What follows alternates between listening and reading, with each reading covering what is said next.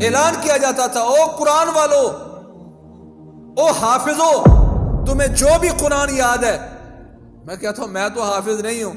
صحیح بخاری میں آتا ہے ایک صحابی قیام اللیل میں تہجد میں ساری رات قل هو اللہ احد پڑھتا رہا۔ اللہ کے نبی فرماتے ہیں جو صفوں میں پیچھے رہتا ہے جنت میں چلا بھی گیا تو اللہ پھر بھی اس کو پیچھے رکھیں گے۔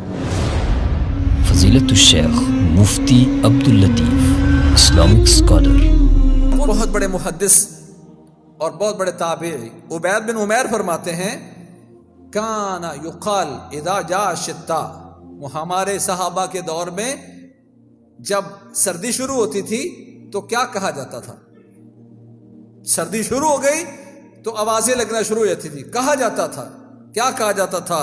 یا اہل القرآن طال اللیل لقیامکم وقصر النہار لصیامکم فاغتنموا۔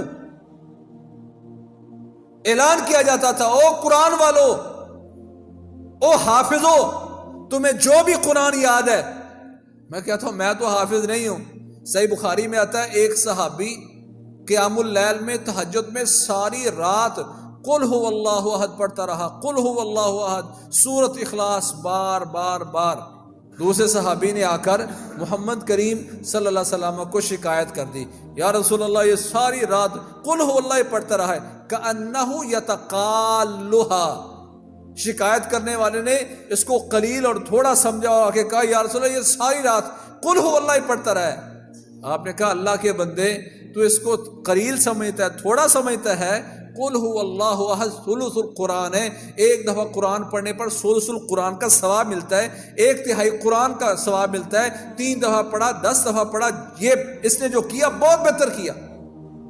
اس کا مطلب اگر آپ کو سارا قرآن یاد نہیں ہے تو بار بار قل هو اللہ احد، جو صورتیں آپ کو یاد ہے وہی بار بار آپ پڑھتے رہیں، اس کی گنجائش موجود ہے۔ رسول اللہ صلی اللہ علیہ وسلم نے ساری رات حضرت عیسیٰ علیہ السلام کی دعا ان تعذبہم فانہم عبادک، پوری رات آپ نے یہی آیت پڑھی بار بار بار بار بار۔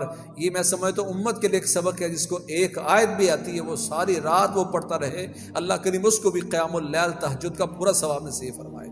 جب صحابہ کے دور میں کان یقال، یہ باتیں کی جاتی تھی اور کہی جاتی تھیں کہ آج ہمارے معاشرے میں بھی، میرے گھر میں بھی یہ بات جب سردی کے دن آئے تو یہ کہی جاتی ہے،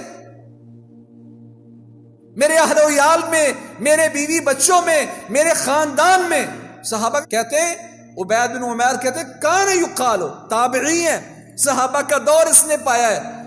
کہتے ہیں صحابہ کے دور میں جب سردیاں آتی تھیں کان یقال اذا جاء الشتاء، سردیاں آتی تو یہ کہا جاتا تھا، ایک دوسرے کو بتایا جاتا تھا کہ دیکھو تمہارے قیام کے لیے راتیں لمبی ہو گئی ہیں اور تمہارے روزوں کے لیے دن چھوٹے ہو گئے ہیں، فاغتنموا۔